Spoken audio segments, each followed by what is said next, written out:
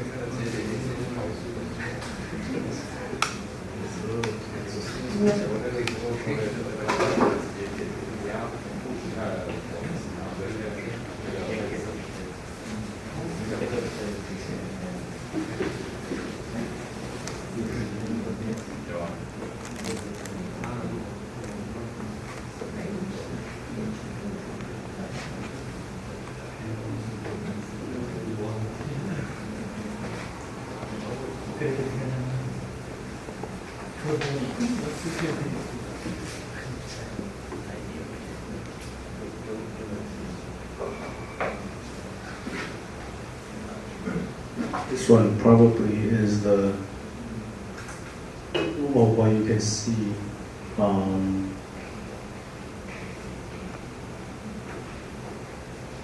So yeah, this is basically how it looks like in 3D. So what we're doing basically is a design space in a 2D plane, solving 2D problems. But for 3D, it's gonna look like this. Okay, just for you to know. Yeah, but we are not going to cover that much detail in 3D. Now, back to our lecture today. We're moving on to another model. So just to remind you, this one is the most conservative one. So the next one we're going to introduce will be less conservative, which means the design space will be slightly larger. But there is still fundamental derivation from the mechanics. So let's take a look. It's called the maximum strain energy model. It is going to be the least conservative model in my lecture. Okay? So I'm gonna do this.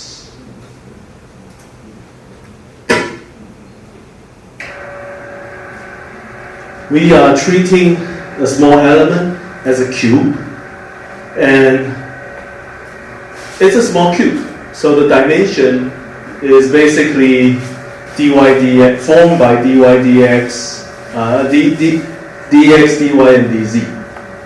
And this cube is under some kind of general load along all 3 directions.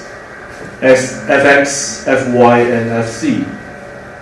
So because of those forces, the original shape is gonna deform a little bit, just a little bit. So the dimension of the deformation will be even smaller than the original dimension by itself. So we will use this Greek symbol delta to represent the small deformation due to the tensile, the pulling force. Okay, so you can see on this side the original length is dy, the deformation, linear deformation is delta y, and also dx delta x, dz delta z. Okay, so it's gonna expand a little bit. Now, all these are still in the linear mechanics region. So basically, we're still solving elastic mechanics. So if we are still in the elastic mechanics region, all the equations that we have learned in the past are still valid. So the first set of equations that we're going to use is basically from the definition of stress. So due to the forces along all three directions, there will be stresses. And from the drawing you can see, we specifically make the drawing along principal stress directions. There are no shearing stresses. Okay, so the stresses would be the principal stresses. So we are using the capital S to represent the principal stresses. And they are all along the XYZ direction. And how do you compute them? By the definition, it's going to be force over the stress area. So take X as an example. It's going to be the force along X, so Fx, over its area. So it's going to be dy times dz. Similarly, you have all these three equations. Next column, we're introducing the basic equation of strain. By definition, strain is a ratio of its deformation over the original length. So along x direction, there will be like an extension of delta x. And if you divide it by the original length dx, that's the strain along x direction. Similarly, you have the other three equations. Now, in the third column, we are going to recall what we have learned in the past about Hooke's law. So the Hooke's law that we're using is the version that considers Poisson's ratio. What is Poisson ratio? Poisson ratio basically is the percentage of deformation between the perpendicular direction and the direction along the force direction. So let's say you're pulling up and down and there are horizontal deformation. Then there will be a ratio between the deformation along the force direction and also the deformation that is perpendicular to the force direction. Okay, so the ratio is Poisson's ratio. Now, usually Poisson's ratio ranges from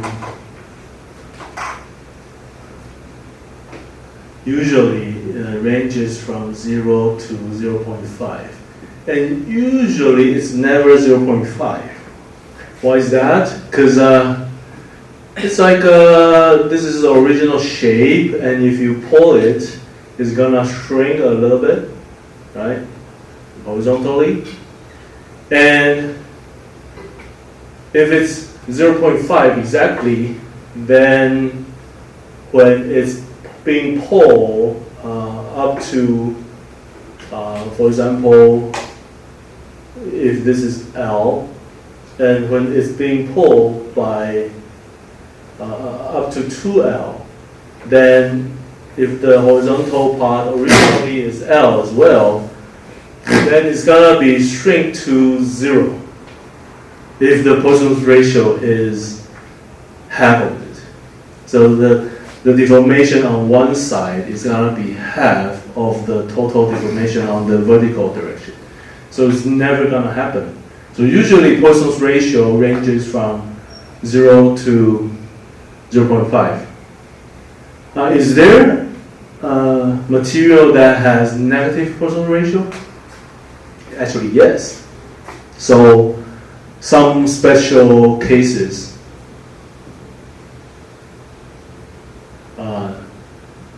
Poisson's ratio could be negative. So let me show you one geometry. This. If I pull up and down, then here it's gonna expand. So it's not shrinking, it's expanding. Okay? And if I compress on the other side, if I compress it, and it's gonna shrink, right? So this is like different from what we have seen usually for the regular materials.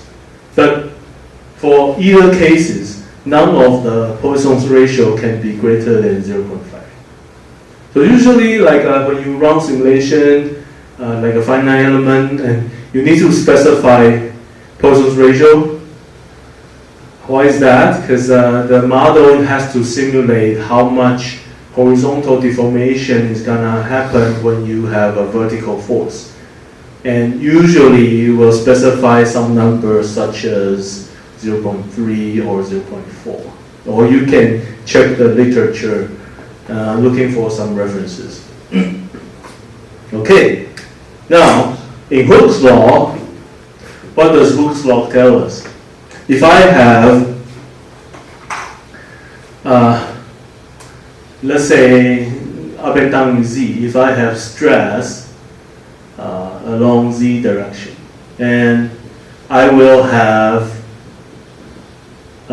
strain along z. However, because of the there's also stress along, let's say this is x, because there's contribution of Poisson's ratios effect.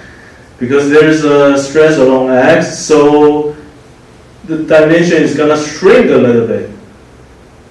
How much shrinkage we're going to have? Basically, it's going to be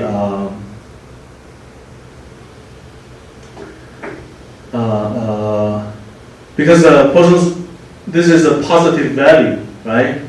And we know it's going to, it's like the stress along z gonna lengthen the geometry along z, and the stress along x is gonna shrink the length along z. So actually, there will be a amount of shrinkage that could be defined by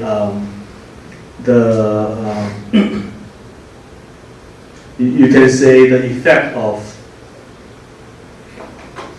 if I write it in this way, this amount basically is mu times strain x. Yeah, mu times strain x. No, it's not mu times strain x. Is it? No. It's a ratio. So it's gonna be mu times the stress amount and times divided by e. Yeah, it's basically this term. So, but this is like a shrinkage. This is an extension. So we put a negative sign here. Okay. So stress along the same direction lengthen the element, but the stress on the perpendicular direction is going to shrink the deformation. So that's basically Hooke's law. Okay. So the equation is valid for all three directions. Okay. Now, with the equations on the top, we can now combine them and get some equation at the bottom. So what is the equation at the bottom? Every time we deform a spring, whatever work done by the force could be stored as like a spring energy, strain energy, right? It's like a deformation energy. So when you release the force, the energy will be released. So the spring recover back to its own shape. So how much work is done? Basically, you need to remember that a spring force basically is like a kx, right? The spring force has a linear relationship with the deformation. So if you want to compute for the work done, you basically solve for the integral underneath this equation. So this would be half of the coefficient times the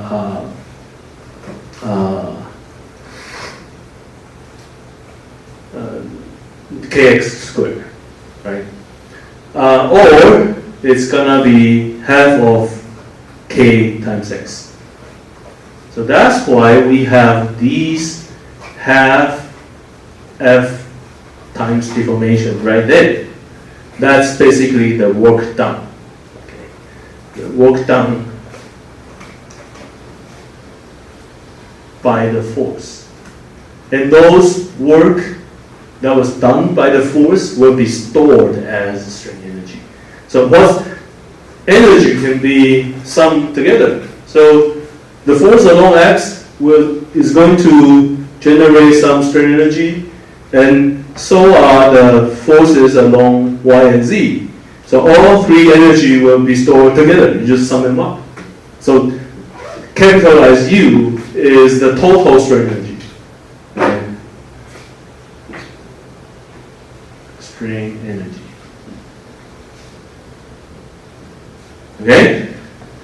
Now we can use what we have learned from the top and plug it into the equation we have at the bottom. And the goal right here is to rewrite the equation of strain energy into a form where we only see principal stresses. Okay, because in our design equation, we always perform Mohr circle analysis first. We know about the amount of principal stresses. Then we want to use the information to build some kind of design model.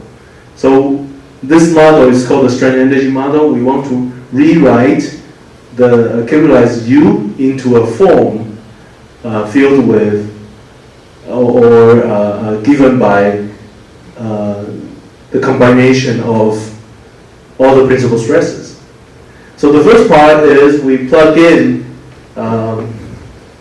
the first three equations that is related to f of x. So by replacing f of x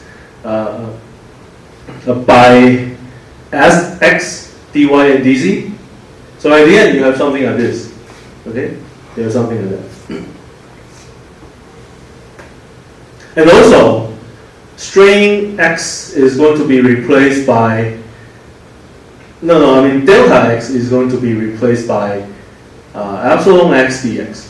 So by plugging in the 6 equations in the first 2 columns into here, you get the second equation down right here. And then you can use Hooke's law to replace all the strain equation. So you end up with something right here at the bottom. All the constants will be collected outside of the bracket, and on the right hand side, basically inside the bracket, you have a bunch of principal stresses and Poisson ratio. But we're going to use it to formulate the design equation.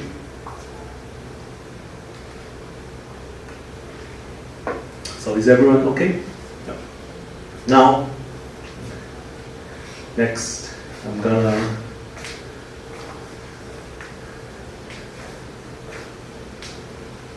okay, so what happened? We want our analysis to be general enough. So we would like to study the strain energy per unit volume.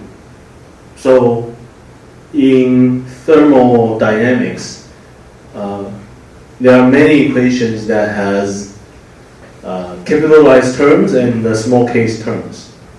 So usually they are terms. The capitalized one is a total something, and the small case one is whatever thing you are analyzing per unit something, right? And now we are doing per unit volume. So what is the unit volume for our element? Basically, dy, dx, dy, dz. So small case u now is getting an equation over there on the right hand side. So now this equation has no relationship with the volume. Okay. Okay. Next is a very key concept. We are going to recall tensile test again. So why do we do that? So since the strain energy per unit volume is very general, is a general equation for all materials as long as the elastic mechanics equations are valid. So it's very general equation. And we are going to take a look at this general equation under a special case, special loading case, which is tensile test. Okay, let's do that. So when that is happening, basically I have a material and I am applying forces along x only. So that would be I can compute for the stress, right? So that would be the strain energy per unit volume for a tensile test here. So whatever on the right hand side, Sy, Sz, they are 0. So you end up with that. And now we're recalling another very important concept. For tensile test, when we have the Mohr circle, it's gonna be like this. Right? So here it will be your Sx. And the rest of the principal stresses are 0. So as I enlarge my pulling force and my principal stress is gonna move toward right until this equals to my yielding strength, then the material is about to yield. So that concept is here again. So you know, when a material, exact same material, under tensile test, the largest force that you can apply is this amount. So when Sx equals to sigma y, this is the limit. You cannot do no more, otherwise it's gonna yield. So the allowable strain energy per unit volume equals to this guy. Basically, you plug in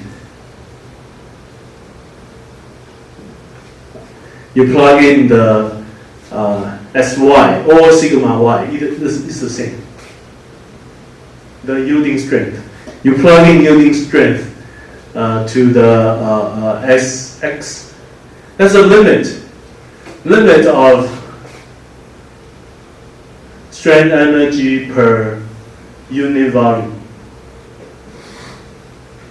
Okay, so if a general material has a limit for strain energy per unit volume, no matter what kind of force condition the material is carrying, supposedly the allowable strain energy per unit volume should be the same. That's how this equation is formed. Based on that idea, the general strain energy per unit volume should have the same limit as well. So we decide to use it as our design equation. Okay, and from here you can see that there are some constant that could be removed, and we would like to compare this equation with what we have derived earlier and later on. So we are going to take a square root. Okay, so this long equation will be inside a square root, has to be smaller than the yielding strength. So it's some kind of stress measurement, but it's derived from the concept of strain energy per unit volume. So does this stress measurement has a name? At this point, no. It's just some kind of you can say is a kind of equivalent stress measurement. Okay. Do you say equivalent? Like a some stress measure.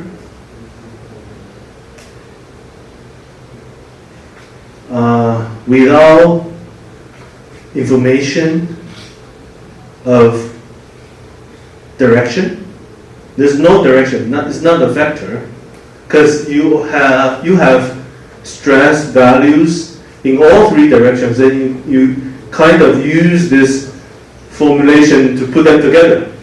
You don't care about the directions. They are principal stresses along x, y, and z directions, and you formulate this based on the strain energy equation. Okay?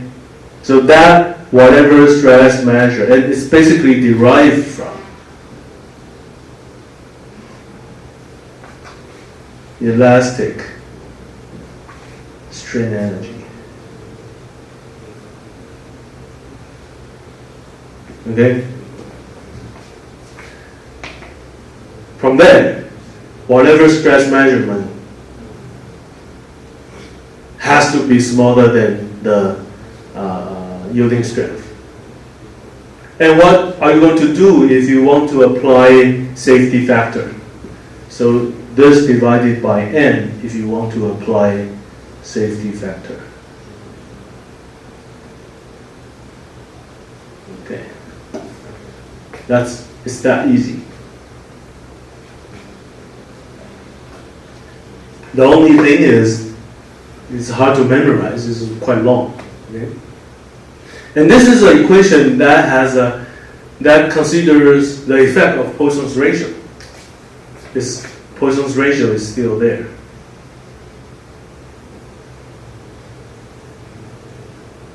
Okay? So if you are asking a simulator to compute this value for you, you need to know the Poisson's ratio. So usually the software doesn't compute this guy. So later on there's another equation that doesn't consider Poisson's ratio. So the next model is more common, especially for simulations. Okay? But this one is the least conservative model.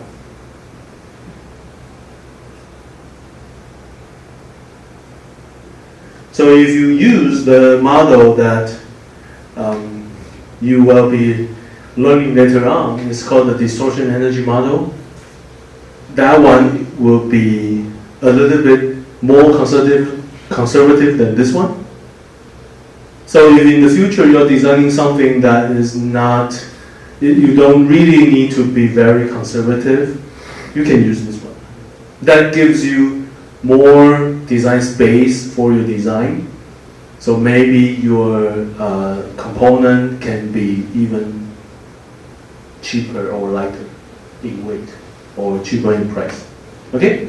So So let's take a look at how it's going to look like if we make a drawing.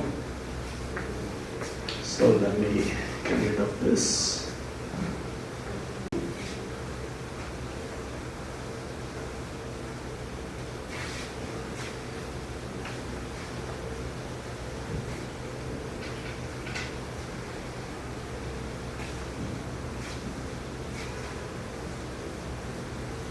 Okay, now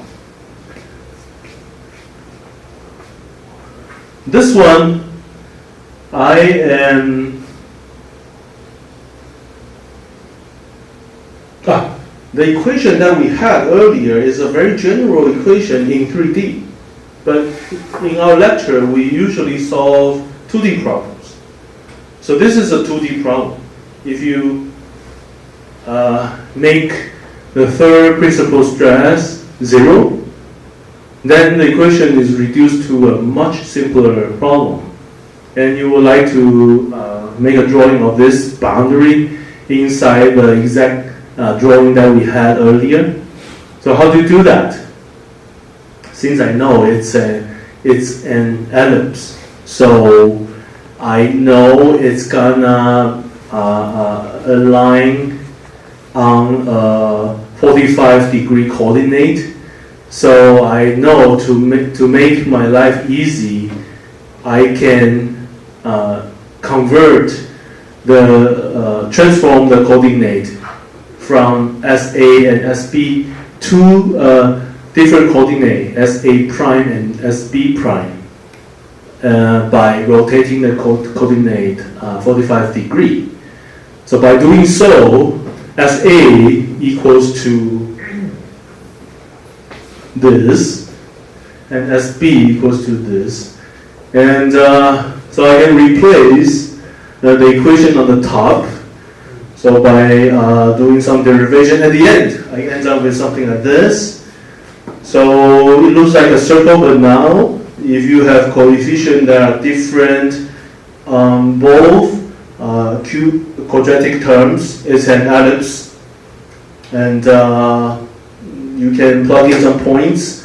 And at the end, if you view this by 45 degree, then you know there's a long side and a short side, and you can even compute for the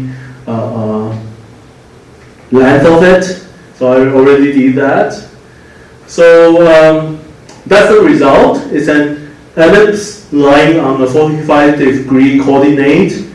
And what's unique about this model is that it's passing through certain points that is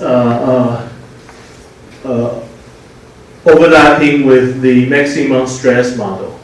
So kind of expand the maximum stress model. So what happened? Maximum stress model is such a simple model. It doesn't has any nonlinear consideration. But in strain energy derivation, there will be nonlinear terms in, such as S squared. So that allows the boundary to have some kind of quadratic shape.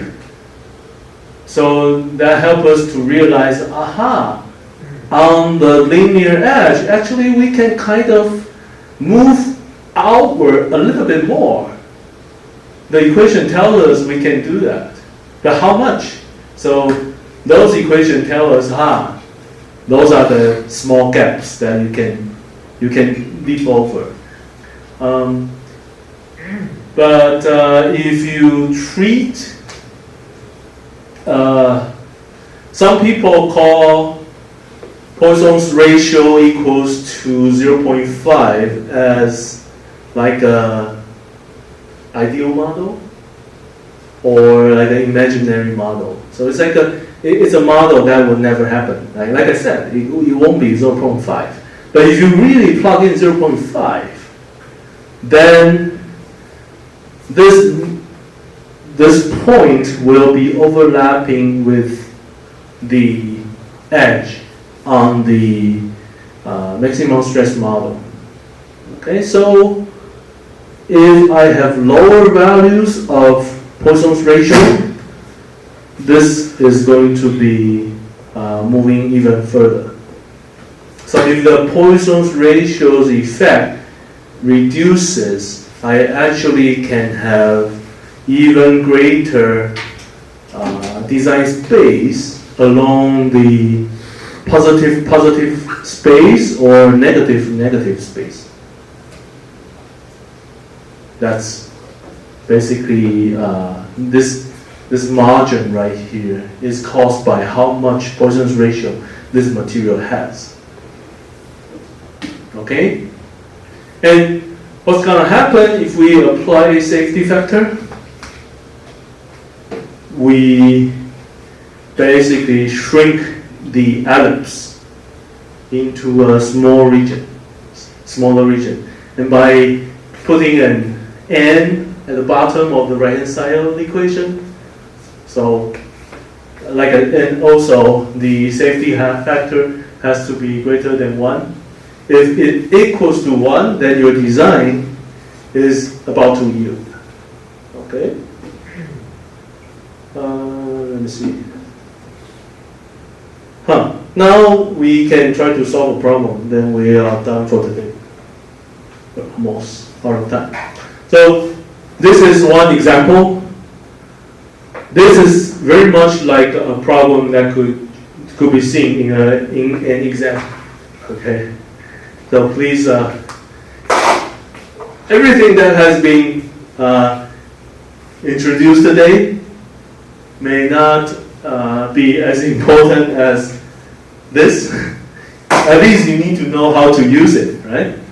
Maybe after the course, you already forget about how to derive it. That's fine. You always have the notes, and if you are working in the field of solid mechanics, you can always come back and take a look. But as an engineering designer, if you are designing for a component and you want your component to be safe enough, and you are going to be choosing a right model to do it, you need to know how to do it. So this is basically Mohr circle and solving for principal stresses and the maximum shear stress. Consider a material with yielding strength and a Poisson's ratio of 0.3. If you apply maximum shear stress model, easy. Just use the calculation that you have done, and it has to be smaller than yielding strength over 2n. You end up with a value of n is smaller than 1.18. That means based on this model, your design has a safety level of 1.18. So it's like a 1.1, your strength is 1.18 greater than the load, something like that. Okay? You are 1.18 times more stronger. Okay. And if you apply the maximum strength energy model, that's the equation. Those are the values that you have got earlier, and then just plug in. At the end, you have your safety factor equals to 1.44. Like I said earlier, you are now least conservative. Lower level on conservativeness. So based on this less conservative model, the estimation of your safety level is higher. You think you are even stronger because now you are less conservative. If you are a conservative person, you don't think you are strong. If you are less conservative, okay, I'm very strong. So that's the difference. Okay? That's it. So later on there will be exams like this. You just need to. So the only issue is, if I give you a difficult problem, you start from the big problem. You solve for reaction forces, shearing force diagram, moment diagram, figure out where is the maximum moment, and then draw the Mohr circle on that particular point, and then solve for principal stresses and the maximum shear stress, and ask you to apply both design equations. That will be the most difficult problem I can give you. So I will see. I'll see if I guess I won't. I won't give you that one because if I give you that problem, the issue is it takes time to solve, and also one step wrong, the rest is wrong. So that will be difficult for you to get points. So I will try to reduce the difficulty of a problem. This is a very possible problem to be shown in the exam. Only difference is the values are different. And as you can see, like I told you, this could be very easy. If you do it right, the Mohr circle analysis is right. All you need to do rest is just plug in equations. I won't ask you to derive for the equation. I just need you to plug in properly. And like I said earlier, I will give you the equations, but I won't tell you which one is which. So my problem usually is, okay, estimate the safety factor by A, method 1, B, method 2, C, method 3. You just need to know, okay, method A is this, method B is that. Then you get the points. So usually in the second exam, you can get a higher grade. And if you cannot get a good grade in the second exam, usually you will drop. Or you are the person will be failing later on. So please, I don't want to fail anyone. And I don't want you to drop. Otherwise, I see you again next year. Okay, that's it for today. If you haven't do the attendance check, please do so. It's right here.